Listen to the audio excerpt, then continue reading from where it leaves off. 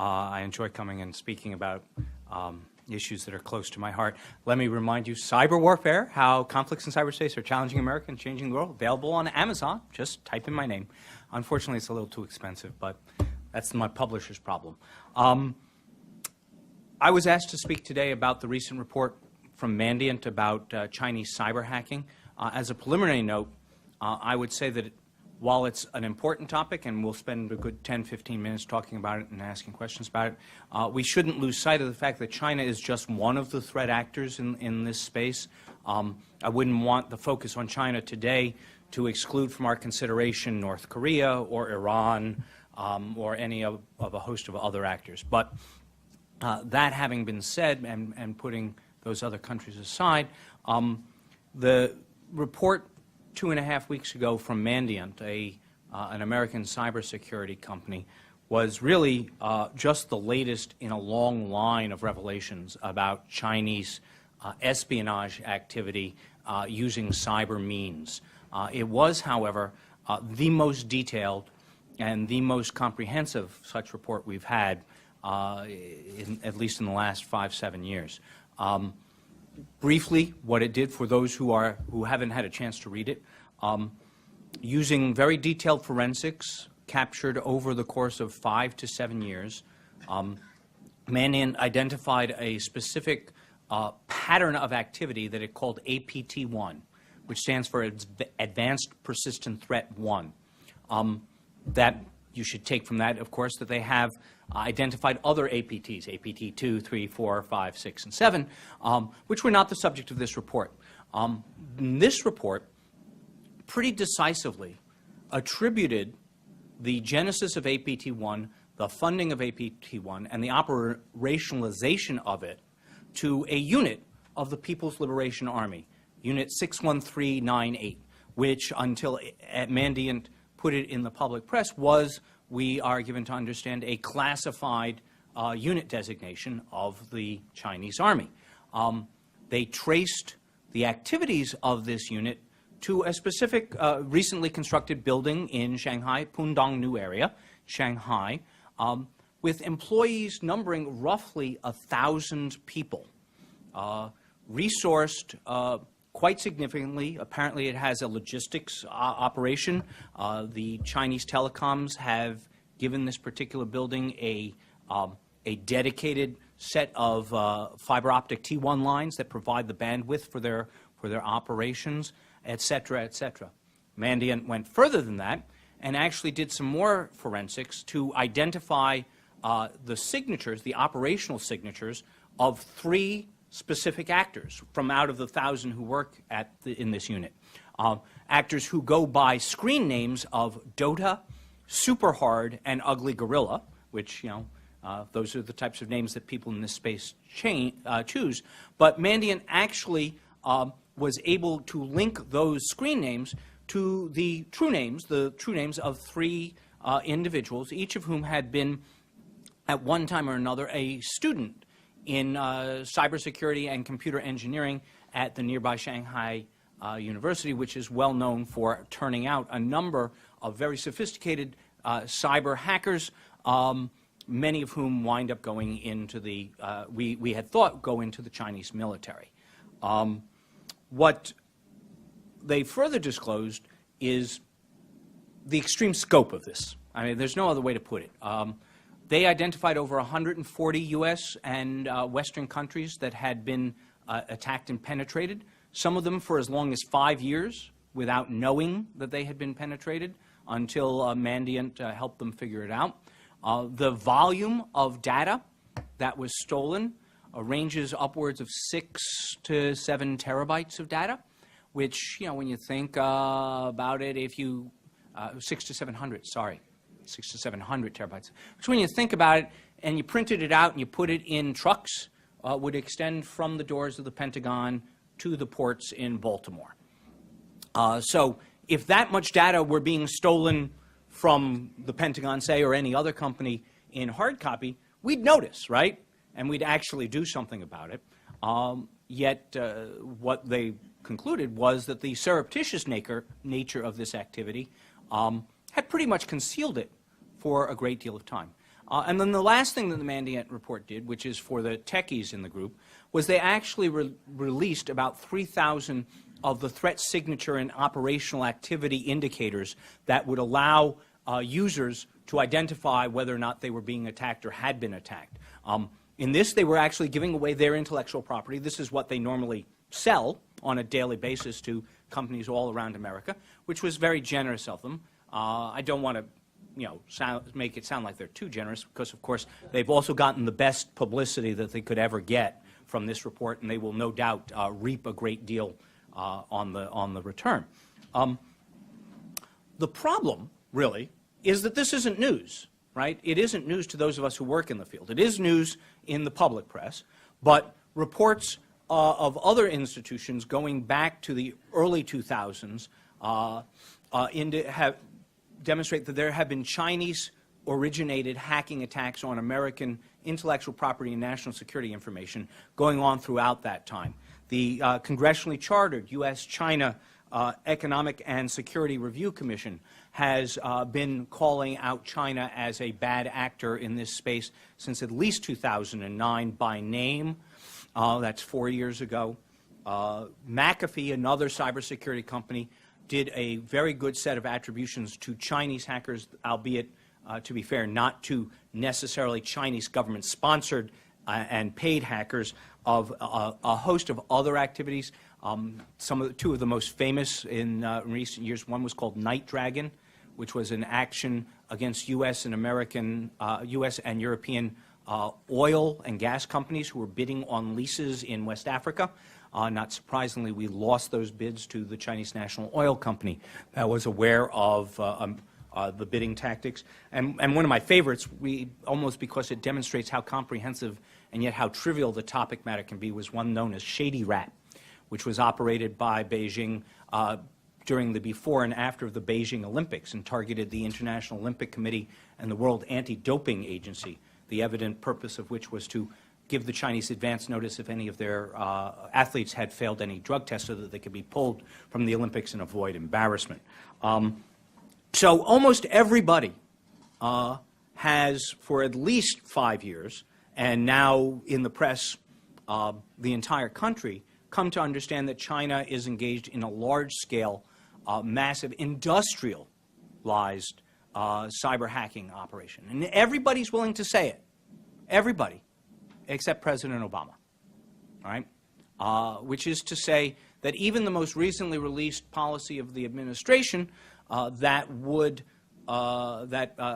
builds a strategy for trying to protect our intellectual property here in the United States through trade sanctions and diplomatic activities refuses to name the worst actor or the best actor, depending upon your perspective, the worst actor in the world by name, and refuses to explicitly call it out. If you believe the reporting of the New York Times, which is, in terms of getting inside the Obama administration, said usually pretty accurate, call out our opponents, our peer opponents, for what they really are. And I hadn't thought about this till I was listening to you talk, but there's a thematic consistency going on here. So that's where we are right now. And the question is, what should we do about it, right? What if I were President of the United States, would I do about it? What if I were a member of Congress, would I be advocating to do about it? The administration seems to be moving towards a small-scale diplomatic initiative, rallying the West to eventually call China out.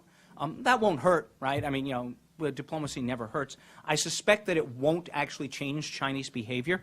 One analysis I saw, rough back-of-the-envelope calculation, suggests that the degree of intellectual property theft in the economic domain, not the national security domain, is increasing China's GDP growth by 1% to 2% a year. So if you're making that much of a gain in your GDP growth, you're not going to stop unless the sanctions begin to hurt with some degree of equivalent pain, right? So it's not going to be just yelling at them that will get them to stop. On the other hand, proposals for a full-scale out trade war, removing China's most favored nation status or slapping countervailing sanctions on all of their imports, seem to be less well targeted than they might be, and will have obvious adverse effects on the American economy that I am not really in a position to calculate. So I would be cautious. If I were to stick inside the sphere that I know, I would say, what is America's strategic advantage in this space? And the strategic advantage in this space, and not to exclude other spaces of diplomacy or economic sanctions or criminal charges if we can ever get these guys in America, but in this space, we understand the distributed and dynamic nature of the environment. We can adapt to a non-hierarchical, non-linear structure much more rapidly than a rigid communist country. We're not perfect at it. To be sure, the U.S. government is a very hierarchical structure itself. But we have a dynamic private sector that is the font of innovation. We have thousands, if not tens of thousands, of individuals who are experts at this and truly spend their time.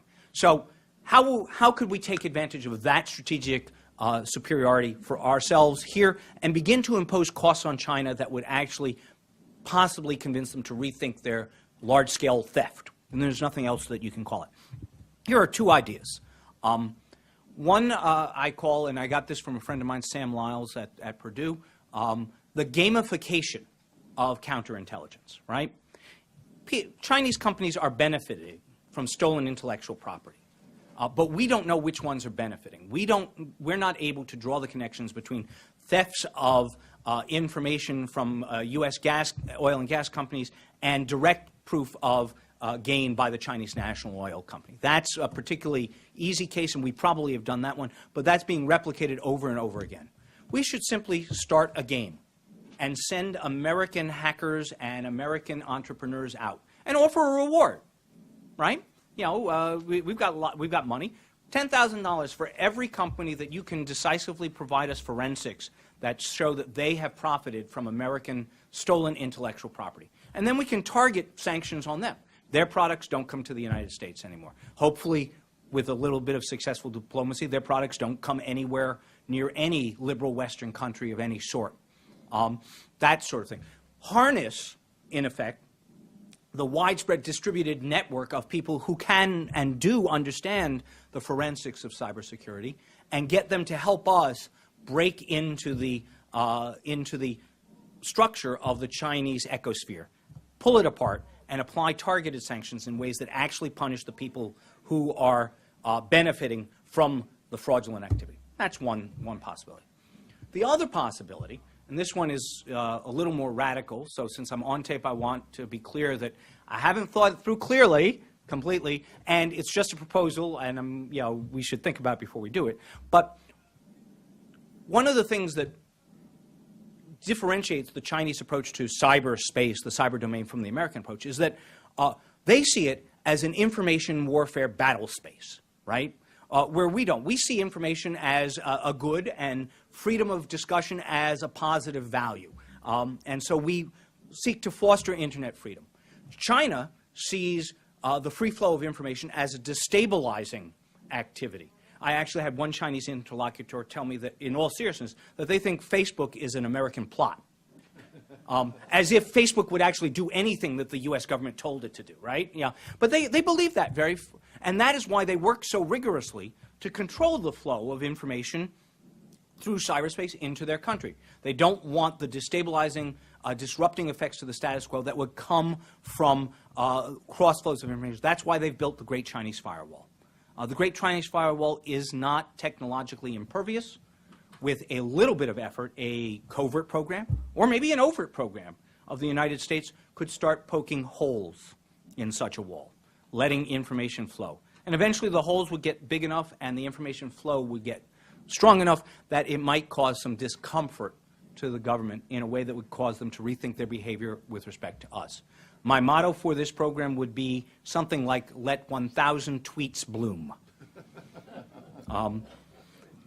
That's just two possibilities. I've done my 15 minutes, so I'll stop there. You can think of others if you want to, many of which would be also taking advantage of our strategic superiority in this space in understanding its dynamic nature. But I think the first and most important thing that we need to do is be willing to speak the threat that has no name. Be willing systematically and officially to say, this is China, and they need to stop publicly. We haven't done that yet, unfortunately. And with that, I'll answer your questions. Thank you very much. Go ahead on the right. So the suggestion you made, it kind of sounds like almost like a cybersecurity version of the letters marquee that we used in the early beginning of our country, kind of where we said, hey, people with ships, go out and kind of do your thing. I think that's an interesting way to do it, and you can really kind of combine that with a couple of different ways, combine both of your suggestions, have one aspect be the more kind of subtle version that you proposed in the beginning, the first part, and then as well include the make the second one more of like a public relations thing. So basically make it so the Chinese public knows how to get through the cyber wall, make it easier for them to do so. I think that's something that those two things could have a lot of good, yeah. Yeah, no, I agree with you. I would make one distinction, which is my first gamification of counterintelligence. I was looking at that mostly as collecting information and then letting the government or some official actor be the actor. If we issued letters of marque, right, and reprisal, that's actually, the old-style way of authorizing some private sector actor to go out and shoot on their own. And we could do that. That would be another step. That would be a significant ramp up. But we could contemplate, and some of the people in my domain have started to advocate, letting private sector companies shoot back and burn out, in effect, the IP addresses that the attacks are coming from. I kind of like that idea. In truth, though, there's some dangers to that. There will be innocents who will be killed, right, along the way. That's not so good. And, even though I'm skeptical about the vigor with which our government is pursuing this issue, I'm not sure that I want to offload the ability to fire the first shots in the first international cyber war to Pepco or Coca-Cola. I think probably, we should let President Obama make that decision, or any president, right? I'm going to ask a question, then we'll go back out there. How much time do we have? Because I know, I think the Washington Times' Bill Gertz was just talking about the potential end of the tilt to China because of the sequester cuts and other cuts. So we may be not actually having a presence there. We certainly have a lot of volatility in the region, for instance, between China and the Philippines and Japan in particular. There's increasing rapprochement between China and Iran. Iran is potentially, especially now that we have agreed as a coalition to let them enrich up to 20%, they may be very soon to being able to destabilize the area. There's certainly, an argument to be made that we have a year, but maybe not multiple years, and that there's another argument, I think a minority one, that we have less than a year. That's a good question. I mean, the only real answer I can give you, of course, is I don't know, right? The only good news in this space that I can give you about China is that, unlike Iran, they've actually been reasonably circumspect, which is to say they're stealing lots of information, lots and lots of information, but they haven't broken anything yet, right? We suspect they have that capability, but they actually haven't done that. Contrast that with Iran, who has actually broken stuff. They went and destroyed 30,000 computers in Saudi Arabia. They were almost certainly behind the large-scale denial of service attack on the U.S. Banking system back in September, October, November last year. I don't know if you're like me. There were 3-4 days I couldn't get to my banking account, right? So that was disruptive, and it was really more of a way of Iran raising their hand and saying, be careful, we have capability in this area. So I tend to think that in the cyber domain, we have as much time as we do in the kinetic domain, right? And that's not my area of expertise. But with China, at least, I think that the large-scale cyber disruptive attacks will only follow along with some kind of kinetic problem of some sort, whether it's a confrontation in the South China Sea or with Japan over Senkaku and Daewoo. I don't know that foreign policy space at all. But I do think that what we see is that they see cyber as a kind of combined operations piece of the puzzle, not as an independent force multiplier. More questions? Yeah, on the left, Dan? I'm not on the left. It's not often heard in this room, but I wonder if we're being insufficiently paranoid. It strikes me, I have a background in the IT world for a big bank, and we had a number of Chinese Americans and Chinese programmers. I know that our universities have a lot of Chinese people in IT.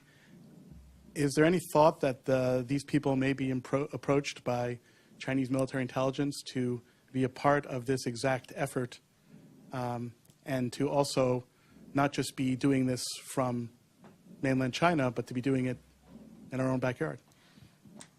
That's a good question. I mean, it's an interesting one because you've actually flipped on its head what is a dominant concern of many people in cybersecurity academia now, which is that almost all of the students are foreign and they leave, taking their expertise with them, and that we're not building a sufficient number of domestic American engineers and cyber Jedis. So you're flipping that around, right? I would answer this two ways. The first is that a lot of the software type threats don't require proximity, so there's not as much value being here in the U.S. as opposed to being in China. On the other hand, almost all successful attacks start with an insider failure, and that failure can either be deliberate, as in an insider who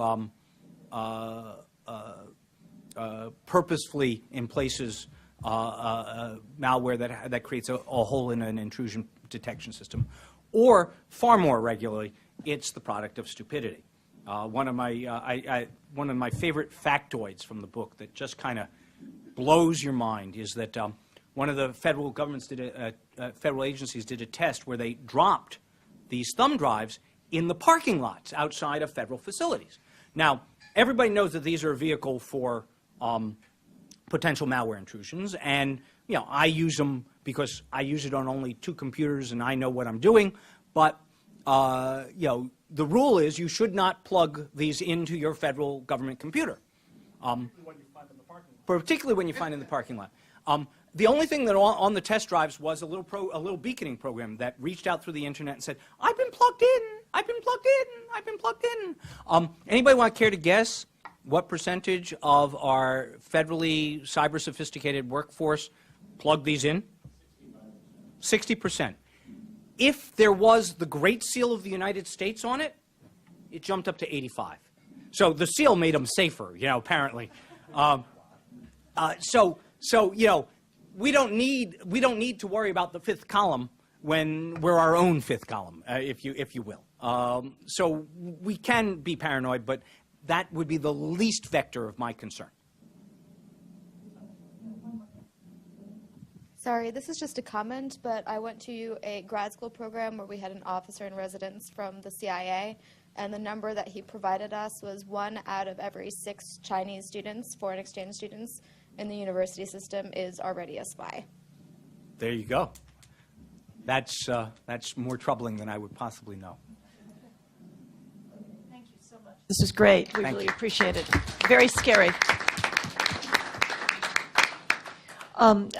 Do we have more things for the good of the order today? Steve, did you want to? What's going on steering with, I don't know if you want to talk about the nomination. Sure, I can just give a brief scheduling update in case